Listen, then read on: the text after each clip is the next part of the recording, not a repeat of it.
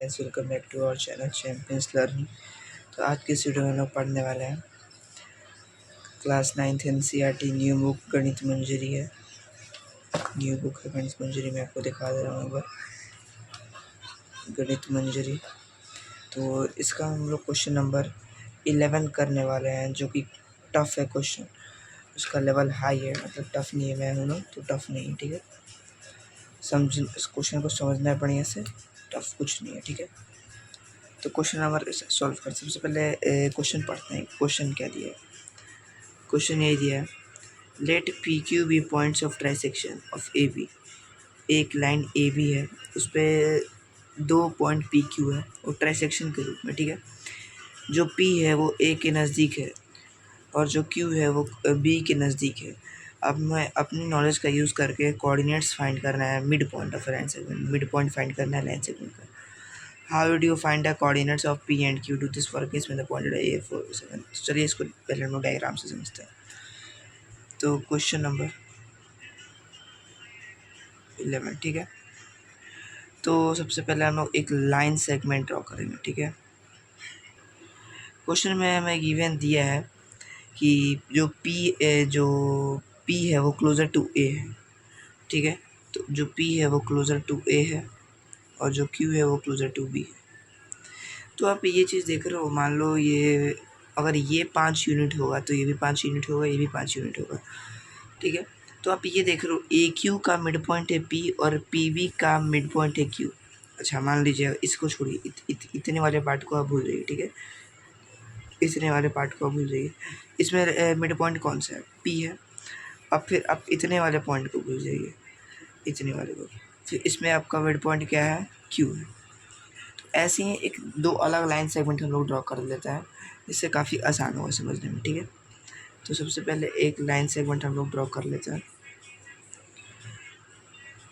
ए और क्यू और mid point P, ठीक है। और ये दूसरा लाइन सेगमेंट हो गया पी और बी, मिड पॉइंट हो गया क्यू। तो ये आपको सिंपल लग रहा है कि इसका मिड पॉइंट फाइंड करना है, तो हम लोग यहाँ पे पहले लिख देंगे by using mid point formula. एक चीज़ आपको क्वेश्चन समझ में आना चाहिए, ट्राइसेक्शन मतलब क्या? एक लाइन सेगमेंट है, उस पर 2 पॉइंट है, ट्राइसेक्ट कर रहे हैं। अच्छा, ये जो पॉइंट है इसको काट ही नहीं रहा है बीच में से, मतलब जो ये एक छोटा सा लाइन सेगमेंट एक पॉइंट को इंटरसेक्ट कर रहा है, तो उसको हम लोग क्या बोलेंगे? उसको हम लोग ट्राइसेक्शन बोलेंगे। 3 पॉइंट्स 3 यूनिट्स में डिवाइड कर रहा है ना, 2 अगर, अच्छा मान लीजिए मैंने इस पेन को, इस पर 2 कट्स लगाए तो ये 3 पार्ट्स में डिवाइड हुआ ना। इस पेन को पे में जब मैंने 2 कट्स लगाए तो ये 3 पार्ट में डिवाइड हुआ, फर्स्ट सेकंड थर्ड। तो ऐसे ही इसमें भी है। तो एक्स का क्या होता है हमारा? x1 plus x2 upon 2 and y is equal to y1 plus y2 upon 2, ठीक है। तो अब हमें क्या करना है यहाँ पे? अब हमें करना है, सबसे पहले हम कोऑर्डिनेट्स को यहाँ पे मार्क कर लेते हैं। तो हमें ए का कोऑर्डिनेट्स क्या दिया है क्वेश्चन में? ए का कोऑर्डिनेट्स दिया है 4 और 7, 4 और 7 दिया है, और बी का दिया है 16, -2। पी को मान लेते हैं हम लोग ए और बी, और क्यू को मान लेते हैं एक्स और वाई। इसमें कोई दिक्कत नहीं होनी चाहिए आपको। पी को क्या माना है हम लोग यहाँ पे? ए और बी। क्यू को क्या माना है? एक्स और वाई। और बी को क्या माना है? बी का वैल्यू गिवन है 16, -2, ठीक है। आपको ये बात पता होना चाहिए कि एनसीईआरटी ने अपना लेवल काफ़ी हाई कर दिया है, ये देखते हुए कॉम्पिटेंसी क्वेश्चन ज़्यादा ऐड कर दिए हैं, तो जिससे आपको ध्यान देना होगा इस सारे क्वेश्चंस पे, ठीक है। क्वेश्चंस का लेवल हाई है, अच्छे से समझेंगे तो समझ में आएगा ये आपको, ठीक है। तो यहाँ पे x, ठीक है, हम लोग x लिख देते हैं। हमें मिड पॉइंट फाइंड करना है, p फाइंड करना है।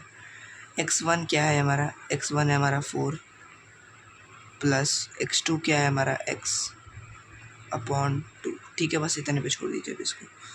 y क्या है? y फाइंड करना है। y1 क्या है, 7 है, और ये y है अपॉन 2, इतने पे छोड़ दे रहे हैं। अब हमें इस लाइन सेगमेंट पे आना है, इस पर लिख दीजिए ए पी क्यू, ठीक है, A P Q line segment, ठीक है। अब आपको इस पर क्या करना है, अब इसमें आपको पी क्यू भी फाइंड करना है, ठीक है, पी क्यू बी।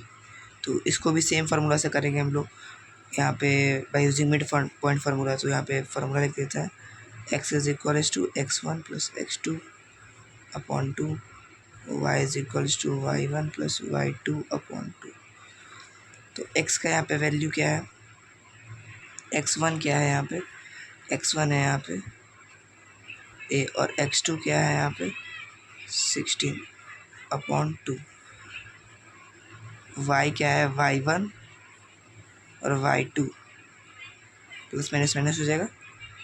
अब बस इतने पे छोड़ दिए, ठीक है। एक टाइप का ऐसे कि आपको एक लाइक टर्म्स एक साथ नहीं लेना है, ठीक है। और एक यहाँ पे चीज़ मैंने यहाँ पे गलती कर दिया, सॉरी। यहाँ पे जो x होगा ना, ये a यहाँ पे दिया है ना, तो a1 लेंगे और b1 लेंगे, ठीक है। a1 और a1 और b2, ठीक है। a1 होगा यहाँ पे, a होगा, इसमें कोई प्रॉब्लम नहीं। x जब प्लस y लिखा था हमने, तो उसमें हम लोग क्या, x का ये वैल्यू था, तो ये a का वैल्यू, ठीक है।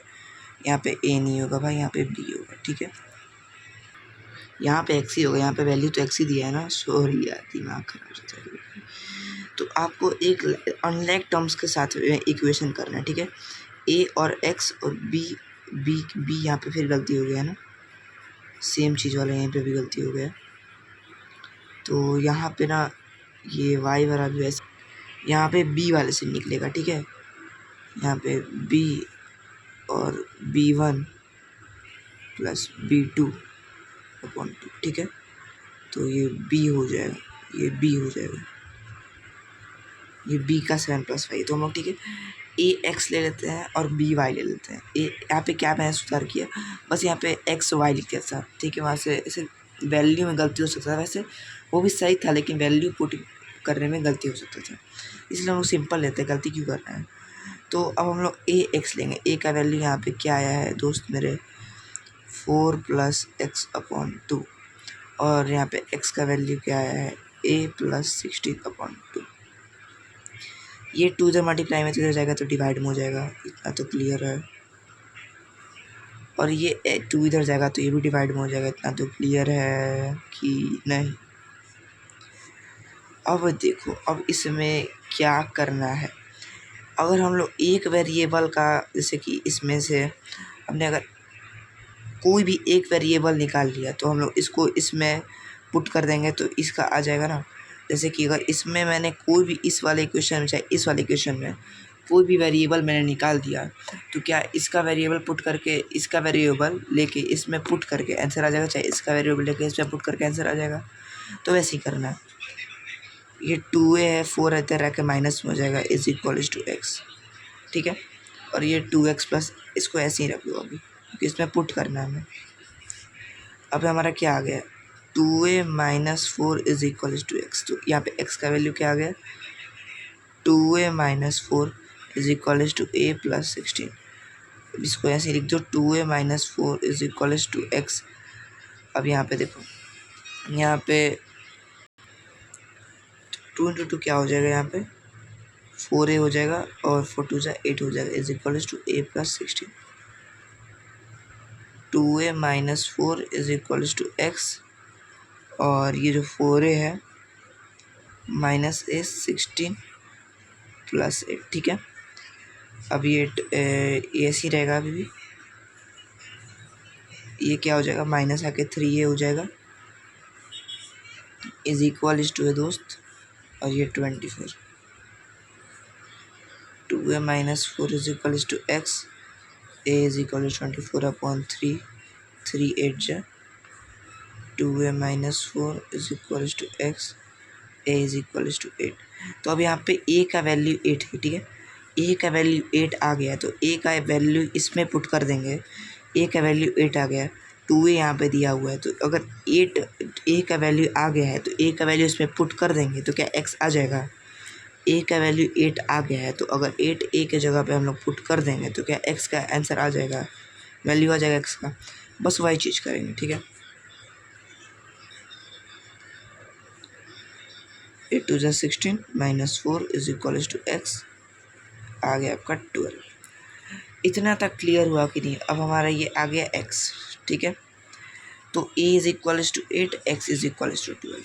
अब हमें क्या फाइंड करना है यहाँ पे? अब हमें यहाँ पे फाइंड करना है बी वाई। अब हमें क्या फाइंड करना है? बी और वाई। तो बी का ध्यान से देखिए, बी का क्या इक्वेशन आया है हमारा? बी का आया है 7 + y/2 और y का क्या आया है? b - 2/2। सिंपल एकदम। 2 इधर जाएगा, 2 भी हो जाएगा, 7 + y 2y b - 2। बस y वाला सेम चीज़ करेंगे हम लोग। यहाँ पे अभी y के वैल्यू निकालेंगे, ठीक है। इससे हम लोग इसमें पुट करके फिर जो इसका आंसर आएगा इसमें पुट करेंगे। 2b - 7 is equal to y। y का वैल्यू आ गया, तो इसको हम लोग अब यहीं पे छोड़ देते हैं क्योंकि जगह नहीं है इतना, ठीक है। तो हम लोग इसमें पुट करते हैं, ये लिख देते हैं पुटिंग वैल्यू। इसको इसलिए लिख रहा हूँ क्योंकि यहाँ पे जगह नहीं है। Putting value of y in equation 2y is equal to b - 2, ठीक है।